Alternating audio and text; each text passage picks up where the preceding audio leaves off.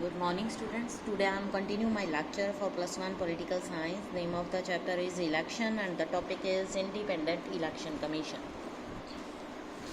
As you know that हमारी country में जो इलेक्शंस हैं एवरी 5 years के बाद होती हैं और जो सिटीज़न जिनकी एज 18 years की होती है उनको वोट डालने का राइट दिया जाता है। अब हमारे कॉन्स्टिट्यूशन में ये प्रोविज़न है कि how to make successful election in our country. उसके लिए हमारी कंट्री में एक इलेक्शन कमीशन बनाया गया है जिसको एक इलेक्शन कमिश्नर होता है जिसकी अपॉइंटमेंट प्रेसिडेंट करता है। जो इलेक्शन कमिश्नर होता है वो देखता है कि हर कॉन्स्टिट्यूंसीज में जो इलेक्शंस हो रही हैं वो फ्री एंड फेयर हों, किसी तरह की कोई प्रॉब्लम ना हो। इलेक्शन की डेट डिसाइड करना, कब इलेक्शन होंगे, mid term election, general election, by election, ये सब कुछ इलेक्शन कमीशन देखता है। आर्टिकल 324 में क्या बताया गया है कि इंडियन कॉन्स्टिट्यूशन जो है उसने एक इंडिपेंडेंट इलेक्शन कमीशन हमें प्रोवाइड किया हुआ है for the superintendence direction and smoothly electoral roll conduct of election in India. हमारे कॉन्स्टिट्यूशन में इनका रोल बहुत ज़्यादा इम्पोर्टेंट है। जो इलेक्शन कमीशन है वो एक ऐसा रोल प्ले करता है कि इसमें किसी तरह की भी डिस्क्रिमिनेशन नहीं की जाती। चीफ इलेक्शन कमिश्नर होता है एवरी स्टेट में। जो इलेक्शन कमीशन है वो लोकल बॉडी इलेक्शंस करवाने के लिए रिस्पॉन्सिबल नहीं है। हमने लोकल गवर्नमेंट के बारे में पढ़ा था कि जो स्टेट इलेक्शन कमिश्नर होते हैं वो इलेक्शन कमीशन के साथ मिलकर इंडिया के हर स्टेट में इलेक्शंस कंडक्ट कराते हैं। जो इंडिया का इलेक्शन कमीशन है उसमें एक सिंगल मेंबर और नहीं, या तो सिंगल मेंबर हो सकता है या मल्टी मेंबर बॉडी हो सकती है। 1989 तक जो इलेक्शन कमीशन था वो सिंगल मेंबर था, लेकिन 1989 के बाद जनरल इलेक्शंस हुई, 2 इलेक्शन कमिश्नर्स उनको अपॉइंट किया गया, जिस तरह से इलेक्शन कमीशन जो है वो बॉडी मल्टी मेंबर्स हो गई। जो कमीशन था उसने सिंगल मेंबर स्टेटस को ख़त्म कर दिया। 1993 में 2 इलेक्शन कमिश्नर्स जो थे दोबारा उनको अपॉइंट किया गया, जिसके कारण जो कमीशन है मल्टी मेंबर बन गया। Initially there were many apprehensions about a multi member commission.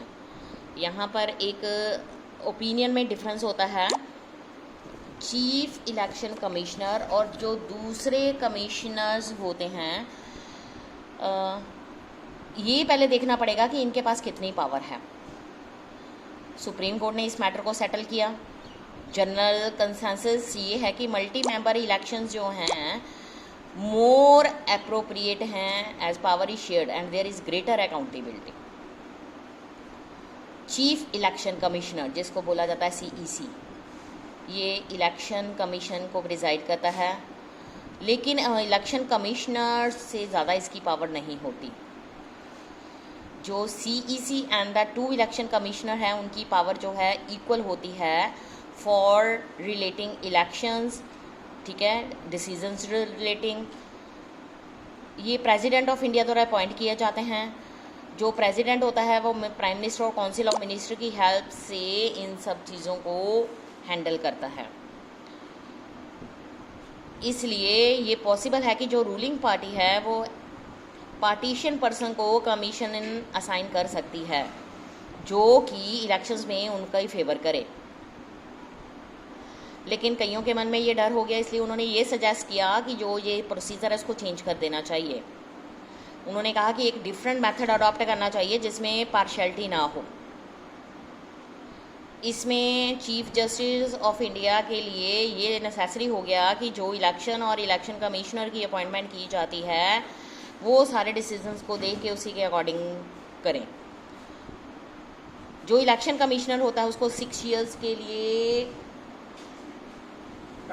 Decide किया जाता है और उसकी एज 65 years तक मतलब एज में रहता है। लेकिन जो इलेक्शन कमिश्नर है उसको अपनी एक्सपायरी डेट मतलब डेट जो है उसकी टेन्योर उससे पहले भी उसको रिमूव किया जा सकता है। स्पेशल मेजॉरिटी स्पेशल मेजोरिटी क्या होती है? इसमें 2/3 मेजोरिटी होती है प्रेजेंट एंड वोटिंग की, और सिंपल मेजोरिटी होती है टोटल मेंबरशिप जो हाउसेस के होते हैं। सपोज करो कि एक रेजोल्यूशन पास हुआ है। Imagine your class has a total student strength of 57, but उस वोटिंग वाले दिन ओनली 51 स्टूडेंट जो थे प्रेजेंट थे और 50 स्टूडेंट जो ने पार्टिसिपेट किया। क्या इसमें ये कहा जा सकता है कि जो रेजोल्यूशन है वो स्पेशल मेजोरिटी के अकॉर्डिंग पास किया जाएगा? तो ये हम अभी इसको अगले चैप्टर्स में इसके बारे में स्टडी करेंगे। अब नेक्स्ट इसमें हम करेंगे जो प्रेसिडेंट होता है बोथ हाउसेस ऑफ पार्लियामेंट, ये टर्म्स जो हैं प्रेसिडेंट के द्वारा डिसाइड की जाती हैं। इसमें पार्लियामेंट के दोनों जो हाउसेस होते हैं वो रिकमेंडेशन देते हैं with a special majority. This is done to ensure ruling party जो है वो सीईसी को कभी भी उसकी जगह से हटा नहीं सकती, जो कि इलेक्शंस में रिफ्यूज़ कर दे कि वो उनकी फेवर करेगा। सिर्फ इलेक्शन कमिश्नर को president of India he remove कर सकता है। जो इलेक्शन कमिश्नर इंडिया का है उसके बहुत सारे फंक्शन हैं।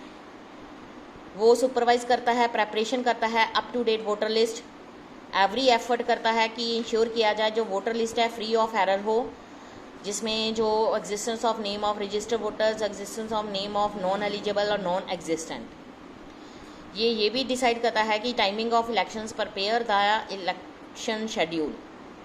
इलेक्शन शेड्यूल इंक्लूड करता है notification of election, date from which nomination can be field, last date for filling nomination, last date of security, last date of withdrawal, date of polling, date of counting, declaration of result. सारे process में जो election commission होता है वो ये decision लेता है कि फ्री एंड फेयर इलेक्शंस हों। वो पोस्टपोन भी कर सकता है इलेक्शंस को सारी कंट्री के या स्पेसिफिक स्टेट के या कॉन्स्टिट्यूएंसीज के, अगर उसको लगता है कि वहाँ का जो एटमॉस्फेयर है रिगार्डिंग इलेक्शंस वो अच्छा नहीं है और उसको ये लगता है कि free and fair elections possible नहीं हो सकते। जो कमीशन है वो मॉडल कोड ऑफ कंडक्ट भी शुरू कर देता है। ये ऑर्डर कर सकता है repoll in a specific constituencies, ये ऑर्डर कर सकता है रीकाउंट ऑफ वोट्स अगर इसको लगता है कि जो भी काउंटिंग प्रोसेस है फुली फेयर एंड जस्ट नहीं है। इलेक्शन कमीशन जो है पॉलिटिकल पार्टी की रिकॉग्निशन देता है और उनको सिंबल्स अलाउ करता है। इलेक्शन कमीशन का जो स्टाफ है बहुत लिमिटेड होता है। ये जो कंडक्ट कराता है election with the help of administrative machinery. Once जो इलेक्शन प्रोसेस है एक बार शुरू हो जाए, जो इलेक्शन प्रोसेस है उसमें ये कहा गया है कि administrative officers, state, centre government, ये सब कुछ पार्टिसिपेट की जाती हैं। ये ऑफिसर्स को ट्रांसफ़र कर सकता है, उनकी ट्रांसफ़र को रोक भी सकता है और उसके अलावा एक्शन भी ले सकता है अगर वो किसी गलत काम में हों। इलेक्शन कमीशन ऑफ इंडिया जो है वो एज अ इंडिपेंडेंट अथॉरिटी है। जो इसकी पावर्स हैं वो ये इंश्योर करता है कि ड्यूरिंग इलेक्शंस जो सब कुछ हो रहा है वो फ्री एंड फेयर स्मूथली चले। कहते हैं कि जो पास्ट 50 इयर्स में जो 14 लोकसभा इलेक्शन जो हो चुकी हैं, बहुत सारी स्टेट्स में असेंबली इलेक्शन भी हुई हैं, बाई इलेक्शंस भी हुई हैं, ये सब कुछ इलेक्शन कमीशन ने कराया। इलेक्शन कमीशन को बहुत सारी डिफ़िकल्टी को फेस करना पड़ता है कि जो कई बारी उसको military affected areas like Assam, Punjab, Jammu Kashmir, यहाँ पर भी इलेक्शंस को होल्ड करना पड़ा। इसने सिचुएशंस को फेस किया, पोस्टपोन किया इलेक्शन को। मिडवे इलेक्शन थी 1991 में जब ex prime minister Rajiv Gandhi उनकी डेथ हो गई थी कंपेनिंग के दौरान। 2002 में इलेक्शन कमीशन ने क्रिटिकल सिचुएशन को फेस किया इन गुजरात असेंबली, ठीक है, उसको डिसॉल्व कर दिया, इलेक्शन को दोबारा कंडक्ट कराया। जो इलेक्शन कमीशन है वो ये भी अनप्रेसिडेंटेड वायलेंस देखता है स्टेट में, तो इसके लिए फ्री एंड फेयर इलेक्शंस करवाना इमीडिएटली पॉसिबल नहीं हो पाता। इसलिए वो स्टेट असेंबली में जो इलेक्शंस होती हैं उनको पोस्टपोन कर देता है कुछ मंथ्स के लिए। जो सुप्रीम कोर्ट है वो अपहेल्ड कर सकता है decisions of election commission. Electoral reforms, जो भी इलेक्शन सिस्टम होता है वो परफेक्ट नहीं होता। ठीक है, बहुत सारी लिमिटेशंस आ जाती हैं। डेमोक्रेटिक सोसाइटी में जो ये इलेक्शन का मैकेनिज़्म है, इसको फ्री एंड फेयर बनाने के लिए बहुत सारे चेंजेस की ज़रूरत होती है। With the acceptance of adult suffrage, free to contest election, establishment of independent election commission, India ने इलेक्शन प्रोसेस को फ्री एंड फेयर बनाने के लिए बहुत सारे स्टेप्स उठाए हैं। लास्ट 50 ईयर्स तक बहुत सारी स्ट्रगल्स हुई हैं reforming our election system. Election commission, political party, बहुत सारी इंडिपेंडेंट ग्रुप, बहुत सारे स्कॉलर्स वो इसकी चेंजेस में आगे आए। उन्होंने सजेशन दी। हमारा जो सिस्टम है इलेक्शंस का वो FPTP से कुछ वेरिएंट तक PR सिस्टम में चेंज हो गया। इसका मतलब होता है कि पार्टी जो जिनको सीट मिलती है as possible in proportion to voters they get. ये भी इंश्योर किया जाता है कि 1/3 जो वुमेन है वो पार्लियामेंट असेंबली के लिए चूज़ की जाएं। इसके अलावा स्ट्रिक्ट प्रोविजन है control the role of money जो इलेक्टोरल पॉलिटिक्स के दौरान की जाती है। Election expenses should be paid by the government out of a special fund. Candidate जो हैं जो क्रिमिनल केसेस में उसका केस चल रहा है, वो अगर कोई केस पेंडिंग है तो वो पार्टिसिपेशन नहीं कर सकता। Complete ban on the use of caste and religious appeals in the campaign. Law होना चाहिए जो पॉलिटिकल पार्टीज़ पर रेगुलेट रखे और ये देखे कि जो भी उनकी चीज़ें चल रही हैं ट्रांसपेरेंट एंड डेमोक्रेटिक मैनर में होनी चाहिए। फ्यू सजेशन मिले हैं, लेकिन ये सजेशन अभी पूरी तरह से लागू नहीं हो सके। अगर यहाँ पर एक कंसेंसस होता है, लिमिट्स होती हैं, law, formal provision, free and fair elections, इन सब के ऊपर हमें ये सब चीज़ों को ध्यान में रखना चाहिए। तो ये हमारी कंट्री के citizens, election commission, president, prime minister, council of minister, political party, ये सब पर डिपेंड करता है कि जो भी इलेक्शंस होती हैं उनको फ्री एंड फेयर कराना चाहिए, तभी जो इंडिया है वो एज अ डेमोक्रेटिक कंट्री कहलाएगा। So smoothly free and fair elections करवाने के लिए इन सब बातों को लेकर हमें चलना चाहिए, तभी हमारी कंट्री जो है डेमोक्रेटिक कंट्री कहलाएगी। Thank you students.